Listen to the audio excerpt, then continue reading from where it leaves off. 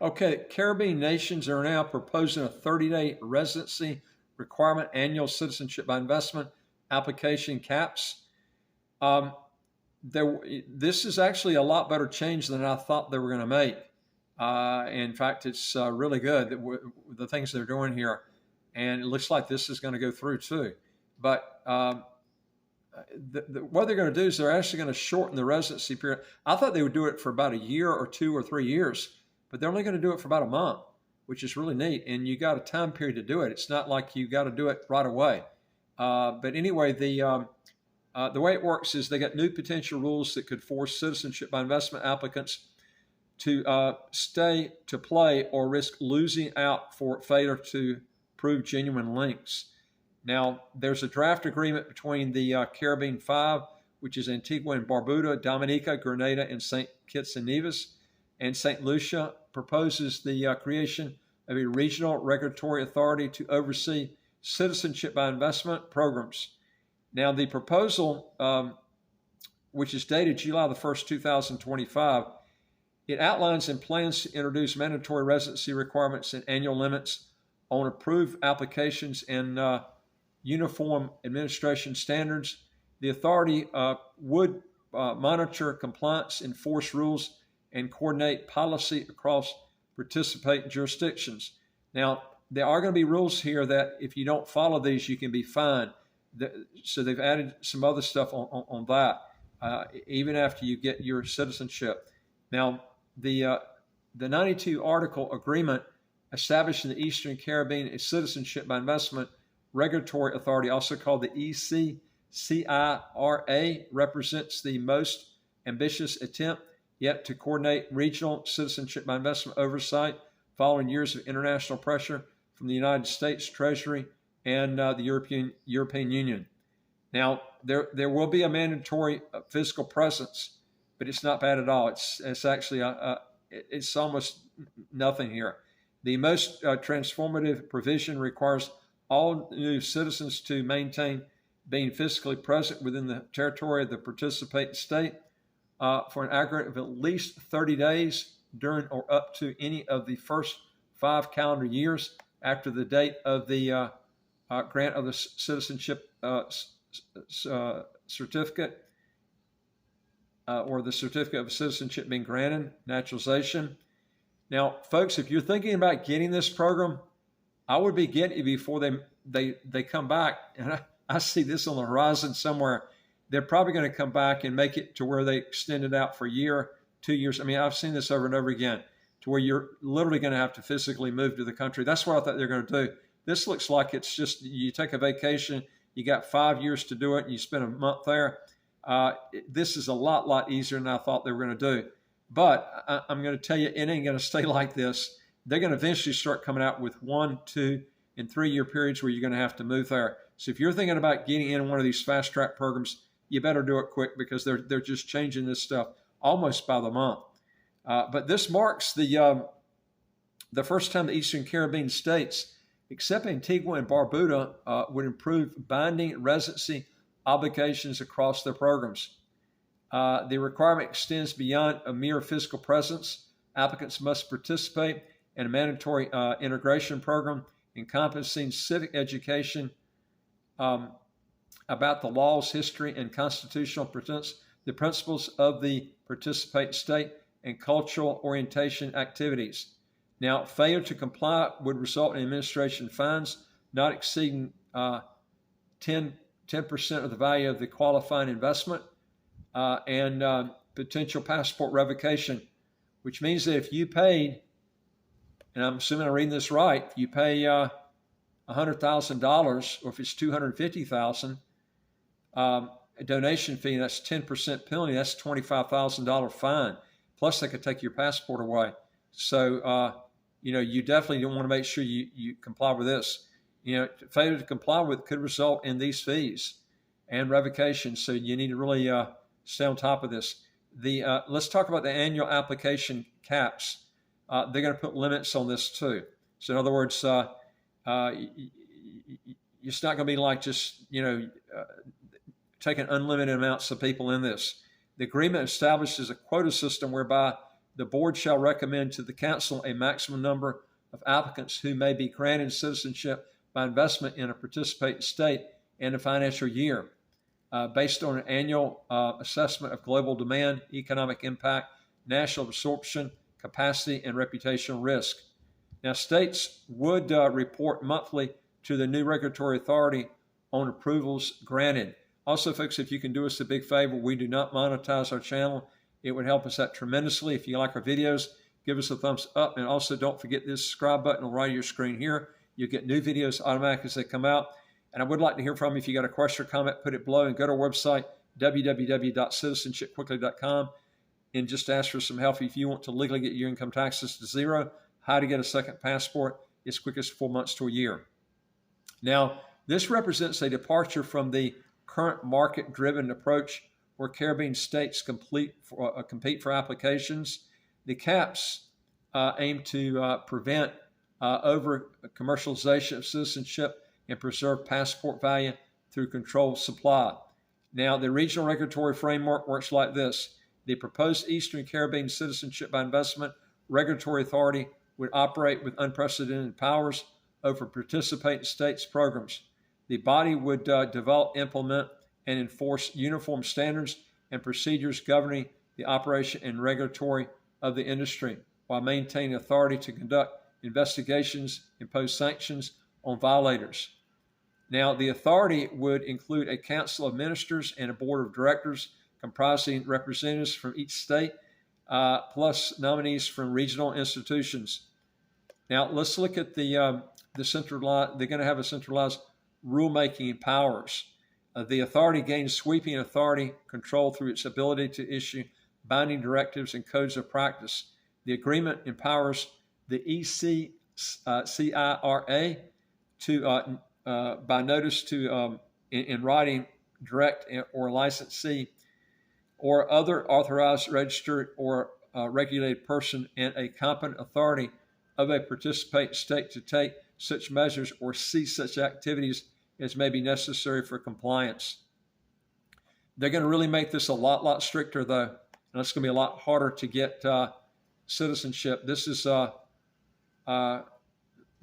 something that I think is over time they're gonna start refusing a lot more people in this. And my advice is I would be trying to get something overseas too on a residency by investment where you're moving. Let's look at the centralized rulemaking powers. Now, the authority gains sweeping regulatory control through its ability to issue binding directives and codes of practice. The agreement empowers, again, this ECCIRA to, by notice in writing, direct the licensee or other authorized representative or regulated person and a competent authority of a participating state to take such measures as or cease such activities as may be necessary for compliance. Now, these directives would function as enforceable regulations covering marketing practices, application integrity, and vetting quality standards. The authority may also issue codes of practice related to licensees and other authorized, registered, or regulated persons, the unit, and other competent authorities of a participating state with violations constituting breaches of licensing conditions.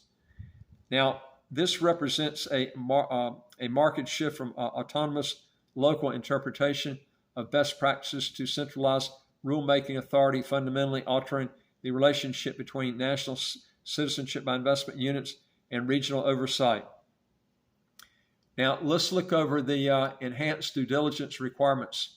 Now, this agreement mandates a comprehensive background checks, including identity verification against national, regional, or international watch lists, politically exposed persons, databases, and sanctions lists, and criminal background checks from all jurisdictions where the applicant has resided or held citizenship within 10 years period immediately preceding the date of the application. Now, mandatory interviews are going to be taking place, and they will become standard with applicants required to undergo a personal interview as a mandatory component of the due diligence and applicant's assessment process. The requirement extends the dependents over 18 and over 12 who raise concerns during vetting. Now, there'll be regional enforcement and investigation powers. The authority would wield direct policy powers previously absent from Caribbean Citizenship by Investment Coordination. Inspectors may require the production of documents, records, or data, and enter in or inspect any premises owned, leased, or occupied by the licensee or other authorized or registered person during the investigation. And they're going to really, sounds like they're really going to get strict on this. The agreement grants investigators authority to seize, remove, or impound any documents, records, or electronic storage devices where necessary, and even seize any relevant equipment or other apparatus with appropriate warrants. The agreement grants investigators authority to seize or remove this stuff, and it can be used in trying to make determinations. It looks like here, probably even before or after the decision's made. The enforcement capability extends to region-wide license suspensions and revocations, enabling the CIRA to eliminate bad actors even when local units resist action. All right, now let's look at the passport validity overhaul. The proposed effectively creates a two-tier system where a passport issued to an applicant or citizen shall carry an initial validity of 5 years, renewable for a full 10-year period, only upon certification by the unit or other competent authority of participating state that the requirement under this article have been fulfilled. Now, 3 countries would need to alter their current passport issuance practices, and that's St. Kitts and Nevis, St. Lucia, and Dominica. They currently issue a 10-year passport from the start, but would need to switch to a 5-year initial terms under the proposal. Now, only Antigua and Barbuda already operate a similar system, because they've got a 5-year period right now.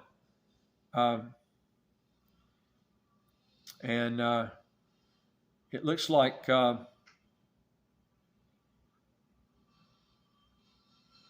the compliance-linked renewal system prevents citizenship from becoming a one-time transaction, creating ongoing obligations for residency integration and other post-naturalization requirements throughout the citizen's relationship with the adopted country. Now, let's look at the escrow account management. Now, the draft introduces mandatory escrow requirements whereby states must ensure that qualifying investments or financial contributions required under a regulatory law were deposited into a designated escrow account established and managed as specified by the authority.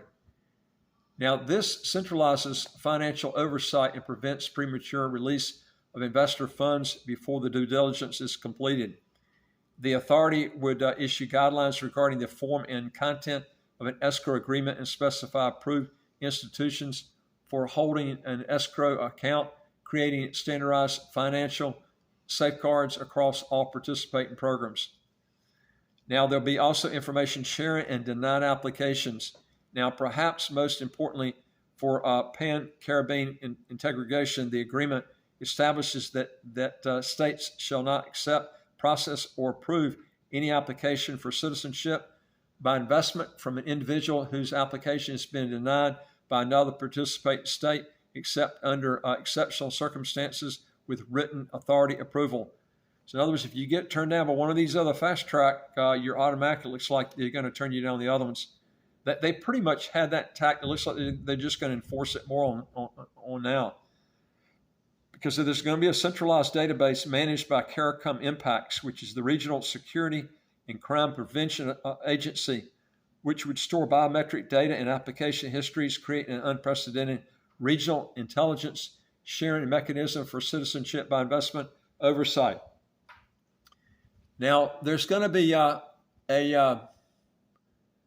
pre-qualification certificate system in place, and the agreement introduces a mandatory pre-qualification for all industry participants, States shall not accept an application for nor issue, renew, or transfer a license or other authorization for any agent, authorized agent, marketing agent, promoter, subagent, developer, due diligence provider, or escrow agent unless the applicant for the license holds a current pre-qualification certificate granted by the authority.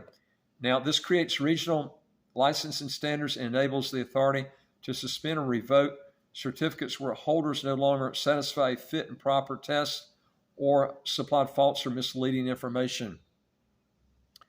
Now, there'll be an enforcement mechanism in place. The authority would wield substantial enforcement powers, including the ability to impose a reduction in the annual maximum number of approved applicants and a pecuniary levy of a prescribed amount per unrectified breach payable into a compliance fund for non-compliant states. After 6 months of continued non-compliance, any participating state may refer matters to binding arbitration, creating interstate accountability mechanisms unprecedented in the Caribbean citizenship coordination.